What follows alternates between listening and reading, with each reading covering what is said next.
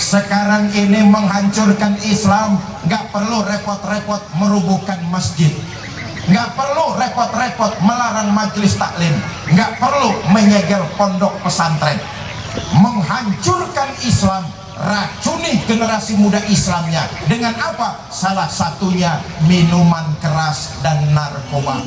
Nabi sallallahu alaihi sallallahu alaihi wa yanalul baraka kullu man sallu alaihi wa yanalul baraka kullu man sallu alaihi. Nabi al-Qadirin ilmu ilmal yakin. An-Nabi al-Qadirin ilmu ilmal yakin. Anna rabbal alamin farada salawati alaihi. Anna rabbal alamin farada salawati alaihi. Nabi sallallahu alaihi salawatullahi alaihi. An-Nabi sallallahu الدين لنا والحق لنا والأجل لنا والكل لنا أدب الإسلام لا نبينا وجميع الكون لنا وطانا. الدين لنا والحق لنا صلوا عليه والكل لنا صلوا عليه.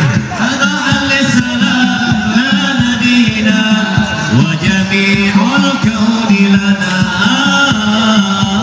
وطانا. إلا الله إله إلا الله إله إلا الله إله إلا الله لا إله إلا الله إله إلا الله لا إله إلا الله إلا الله لا إله إلا الله إله إلا الله إله إلا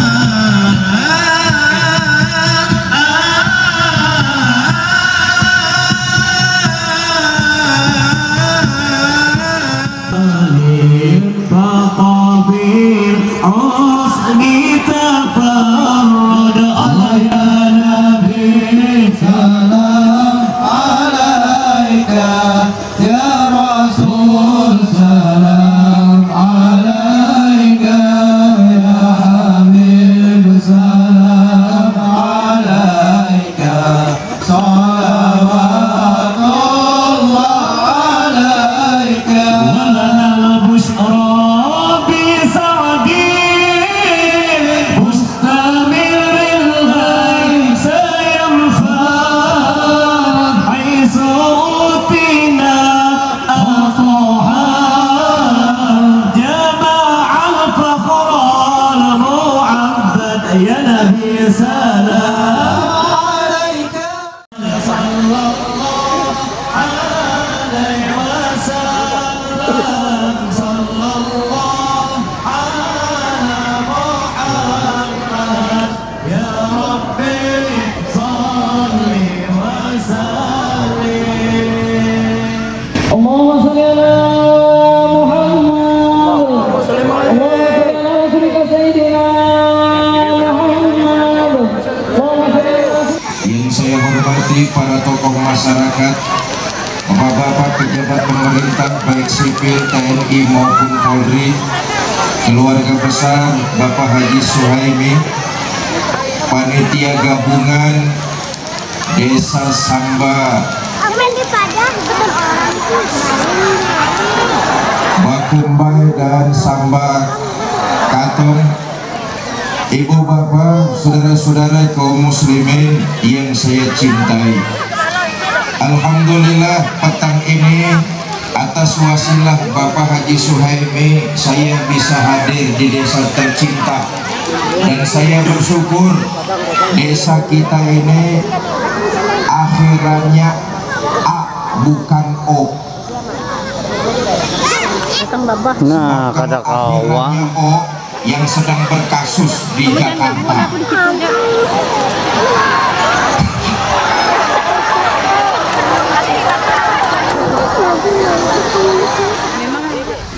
Baginda kita Nabi besar Muhammad Sallallahu Alaihi Wasallam, beliau adalah manusia yang sangat sempurna, manusia yang utama, manusia yang mulia, dan manusia yang sangat luar biasa. Memakmurkan masjid dengan ibadah sholat, membentuk kepribadian. Nah, Isra Mi'raj adalah peristiwa turunnya sholat 5 waktu. Betul apa tidak? Saudara, ibadah-ibadah yang lain Allah turunkan melalui perantara malaikat Jibril, tapi khusus ibadah sholat Allah sendiri yang mengundang Nabi kita Muhammad Sallallahu Alaihi Wasallam. Seluruh kita hari ini yang hadir di lapangan, di akhirat nanti akan ditanya tentang sholat kita masing-masing. Semua yang hadir sore ini nih akan ditanya tentang sholatnya. Sampean siapa? Saya, Pak. Saya siapa? Saya pengikutnya Nabi Muhammad. Benar? Benar, Pak. Baik. Ciri pengikut Nabi Muhammad itu rukaan sujada, mendirikan sholat. Dulu waktu hidup di Katingan Tengah pernah sholat? Pernah, Pak. Berapa banyak? Enggak banyak-banyak, Pak. Setahun cuma 2 kali. Kata orang tuh sholatnya ada yang sholat harian, ada yang sholatnya mingguan, ada pula yang sholatnya tahunan. Yang harian itu ada 2, ada yang rapat, ada yang bolong-bolong. Kalau yang bolong-bolong, zuhur kena, asar terbang, maghrib ketangkep, isya melayang. Yang bolong-bolong masih mending daripada yang seminggu sekali. Jumat saja diincar itu. Orang sini ada yang sholatnya seminggu sekali, ada? Yang mana orangnya?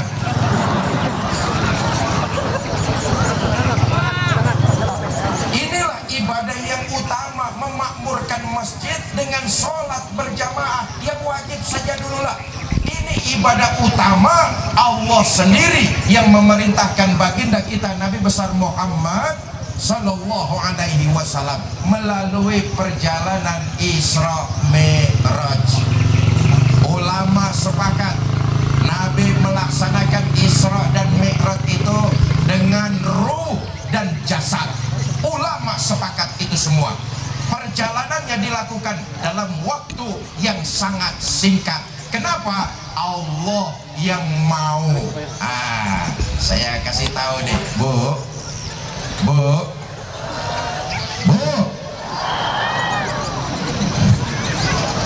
Seluruh peristiwa di alam ini terjadinya melalui 2 proses. Ada yang disebut kauniyah, ada yang disebut ilahiyah. Apa kauniyah? Sebab akibat, kausalite. Ini bisa dicerna dan masuk akal kita manusia. Contoh, siapa rajin belajar, dia akan pandai. Ini sebab akibat, disebut kauniyah. Sebabnya rajin belajar, pandai, itu akibat, bisa dicerna dengan akal pikiran manusia, disebut kauniyah. Nabi Adam, ibu nggak punya, bapak nggak ada, Allah mau jadi Nabi Adam. Betul apa tidak? Betul apa tidak? Ilahiyah nggak bisa dicerna dengan akal kita manusia. Contoh lagi, Siti Maryam. Bu, ibu kenal sama Siti Maryam? Kenalan di mana lu? Kenal lu.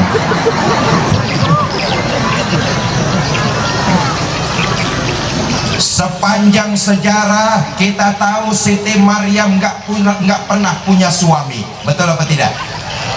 Tapi Allah mau Siti Maryam hamil melahirkan Nabi Isa.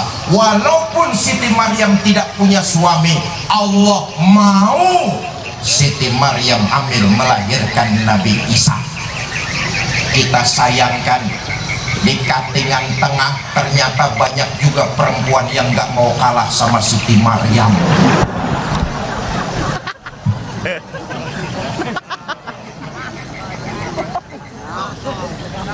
Nggak bisa dicerna dengan akal pikiran manusia. Contoh lagi nih, api itu sifatnya panas, betul apa tidak? Buat siapa? Buat kita para makhluk. Tapi buat Allah api itu netral. Netral bagaimana? Terserah maunya Allah. Kalau Allah mau api panas ya panas, kalau Allah mau api dingin ya dingin. Panas dan dinginnya api bukan untuk Allah, tapi untuk makhluk. Contoh, waktu Nabi Ibrahim dilontarkan ke dalam kobaran api yang membunuh, Allah memberikan perintah kepada api, ya naru kuni bardan wa salaman ala Ibrahim. Hai api, dinginlah kamu, selamatkan Ibrahim. Walhasil Nabi Ibrahim keluar dari kobaran api, sekujur badan sedikit pun nggak kebakar dengan api. Kenapa? Api nurut perintah Allah. Ustadz, Nabi Ibrahim nggak kebakar gara-gara ngamalin ayat yang tadi kali. Cobain, ntar pulang ngaji sampai sini langsung ke dapur, nyalakan kompor, baca ayat ini 3 kali, ya naru kuni bardan wa salaman ala Ibrahim. Nangkring di atas kompor, insya Allah gosong. Bisa dicerna dengan akal pikiran manusia. Begitulah Isra dan Mi'raj. Dalam waktu yang sangat singkat Allah mengundang baginda kita Nabi besar Muhammad sallallahu alaihi wasallam untuk melakukan perintah sholat. Bapak Ibu, saudara-saudara kaum muslimin yang saya cintai, ayo kita lihat tujuan tertinggi dari sholat adalah merasakan kehadiran Allah dekat dalam hidupnya. Kemanapun dia pergi, dimanapun dia berada, dia akan merasakan kehadiran Allah dekat dalam hidupnya. Sehingga ucapan, perbuatan, tingkah dan pola akan sesuai dengan ajaran agama Islam. Sebabnya hamba yang seperti itu mampu merasakan kehadiran Allah dalam hidupnya, dibentuk dari ibadah sholat. Sholatnya rajin, maksiatnya tekun.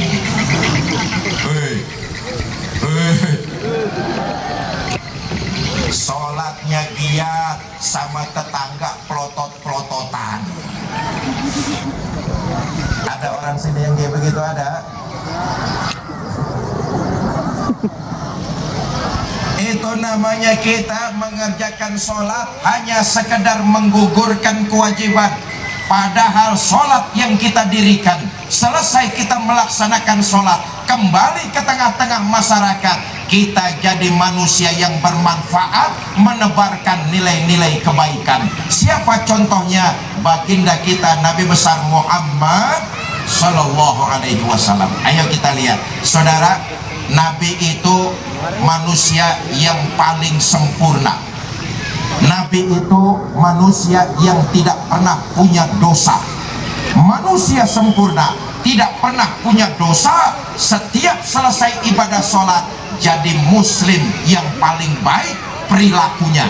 Kita lihat deh, sebagai suami, selesai melaksanakan ibadah sholat, Nabi jadi suami yang paling lembut. Apa buktinya?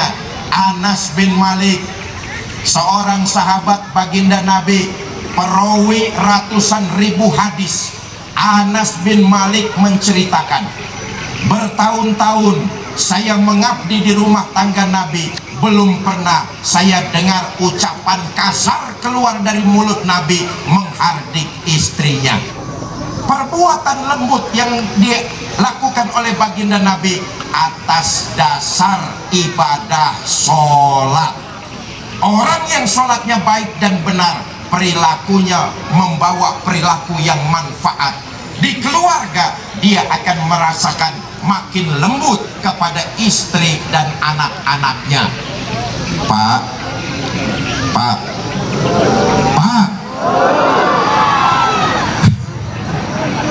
urusan ini ibu-ibu belaga budak aja dulu nih Bu. Nabi, saya katakan sekali lagi, sholatnya luar biasa, dosanya sudah mendapat ampunan dari Allah, tapi selesai melaksanakan sholat, Nabi paling lembut kepada keluarganya. Kita lihat, saudara, tidak segan-segan, walaupun kesalahan bukan pada diri Nabi, tapi Nabi sebagai seorang suami minta maaf terlebih dahulu kepada istrinya. Riwayat ini menceritakan satu malam baginda Nabi besar Muhammad SAW pulang dari masjid terlalu malam. Rupanya di masjid banyak orang bertanya kepada baginda Nabi tentang agama Islam. Nabi pulang terlalu malam, ketok pintu sampai rumahnya. Assalamualaikum, assalamualaikum, assalamualaikum. 3 kali ketuk pintu, 3 kali memberikan salam. Pintu rumah nggak dibukain sama istrinya.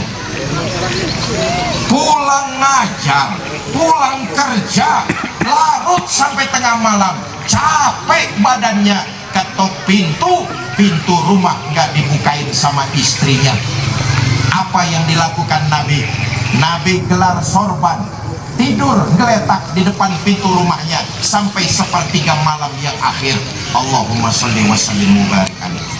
Sayyidul Mursalin, Khotamun Nabiyin, penghulu para nabi dan rasul, pulang kerja terlalu malam, ketok pintu nggak dibukain sama istrinya, tidur gelar sorban geletak sampai 1/3 malam yang akhir. Bu, kira-kira suami ibu kayak begitu enggak?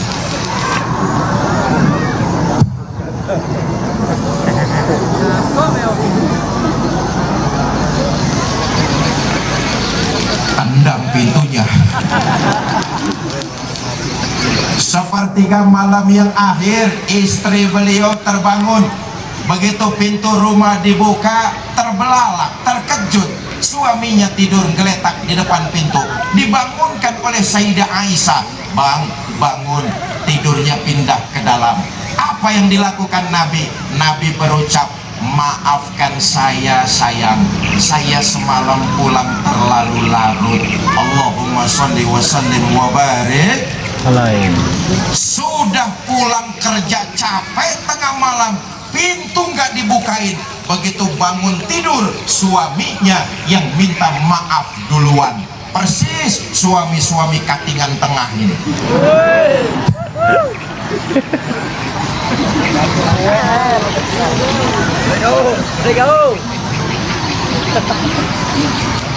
Perilaku ini dibentuk dari ibadah sholat. Selesai melaksanakan sholat, kembali ke tengah masyarakat, jadi pribadi yang lebih baik, termasuk kepada keluarga. Ayo kita lihat sejarah lagi.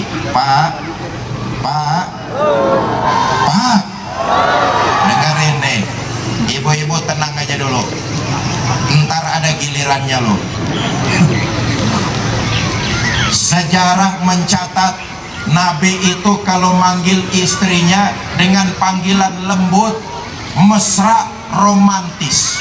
Ayo kita lihat, Nabi kalau manggil Sayyidah Aisyah, panggilannya luar biasa. Ya Humaira, hai yang kemerah-merahan. Pipi Sayyidah Aisyah putih kemerah-merahan. Nabi kalau manggil lembut, romantis, mesra. Bahasa anak sekarangnya kalau manggil, ada apa beb? Kira-kira begitulah. Nih ngajarin kita para suami nih, Pak,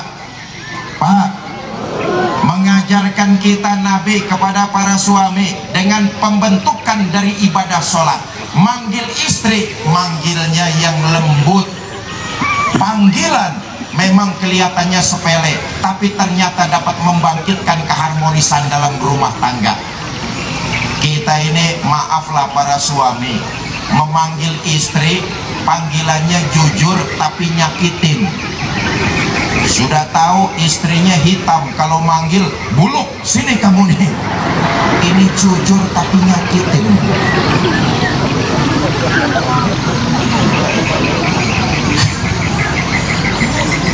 Bapak ibu saudara-saudara kaum muslimin yang saya muliakan, ibadah sholat yang kita dirikan dengan persyaratan yang tadi saya sebutkan, kalau itu kita lakukan, maka komunikasi kita baik kepada Allah. Selesai ibadah sholat, kita menebarkan nilai-nilai kebaikan.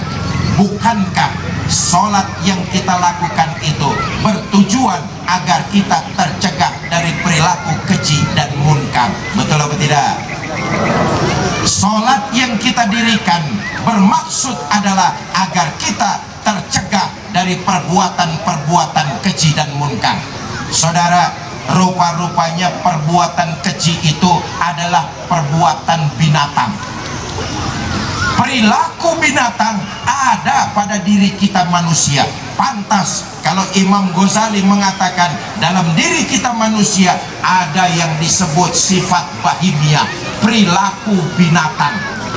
Luar biasanya kita ini manusia ternyata lebih buas daripada binatang buas. Apa buktinya? Sebuas-buasnya harimau, dia tidak pernah menerkam darah dagingnya sendiri. Betul apa tidak? Tapi kita manusia bisa lebih buas daripada binatang buas. Berapa banyak orang tua membantai darah dagingnya sendiri. Betul apa tidak? Hei, hei, harimau. Berapa banyak pemimpin mengorbankan anak buahnya sendiri. Ada apa tidak? Harimau.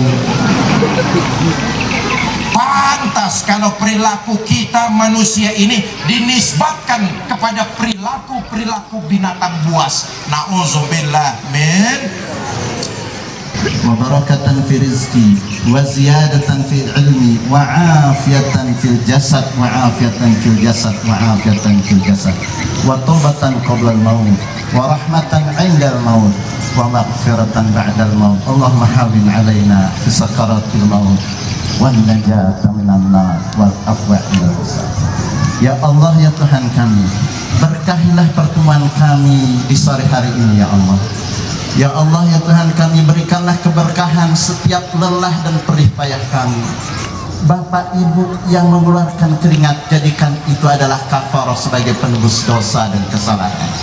Mudah-mudahan dengan wasilah pengajian kita Isra dan Mi'raj ini, seluruh hajat dan keperluan kita dimudahkan oleh Allah Subhanahu wa Ta'ala. Kita bertawasul dengan kegiatan kita di sore hari ini ya Allah.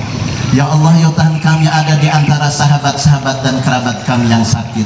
Dengan wasilah pertemuan ini, sembuhkanlah mereka ya Allah. Ya Allah, ya Tuhan kami, ada